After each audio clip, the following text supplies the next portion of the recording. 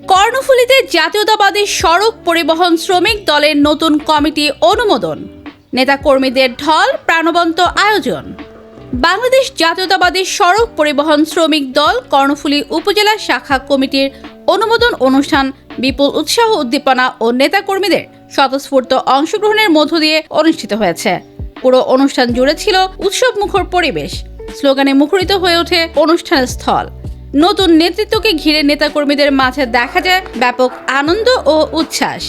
অনুষ্ঠানে সভাপতিত্ব করেন বাংলাদেশ জাতীয়তাবাদী সড়ক পরিবহন শ্রমিক দল চট্টগ্রাম মহানগরের সম্মানিত আহ্বায়ক ডাক্তার ফারুক আহমেদ।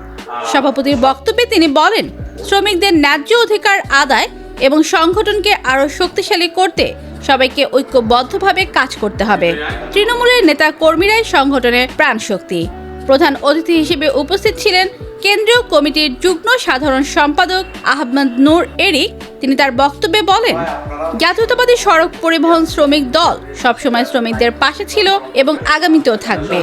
নতুন কমিটি কর্ণফুলীতে সংগঠনের কার্যক্রমকে আরও বেগবান করবে বলে আমরা আশাবাদী। বিশেষ অতিথি হিসেবে উপস্থিত ছিলেন সিনিয়র যুগ্ম আহ্বায়ক ইকবাল হাসান। এছাড়াও অনুষ্ঠানে বিশেষ আকর্ষণ হিসেবে উপস্থিত ছিলেন যুগ্ম আহ্বায়ক আলমগীর ও সাংবাদিক রাহাত। তাদের বক্তব্য ও উপস্থিতি অনুষ্ঠানে ভিন্ন মাত্রা যোগ করে।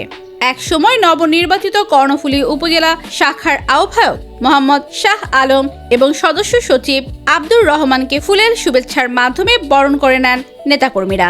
অনুষ্ঠানে সংগঠনের বিভিন্ন পর্যায়ের নেতৃবৃন্দ, শ্রমিক প্রতিনিধি ও অসংখ্য কর্মী সমর্থকদের উপস্থিতিতে পুরো আয়োজন প্রাণবন্ত হয়ে ওঠে।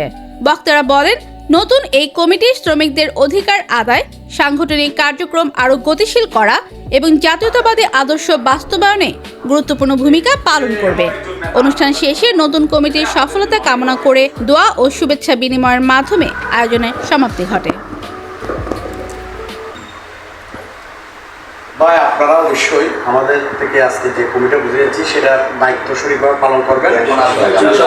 এই কমিটি দিয়ে চাঁদাবাজি এবং কারো উপর আপনারা জুলুম করবেন না, এবং জুলুম যদি করেন সেবা কোনো রিপোর্ট আসে আমরা কমিটি বাতিল করবো, সেটা কিন্তু আপনার মনে রাখবেন। ধন্যবাদ।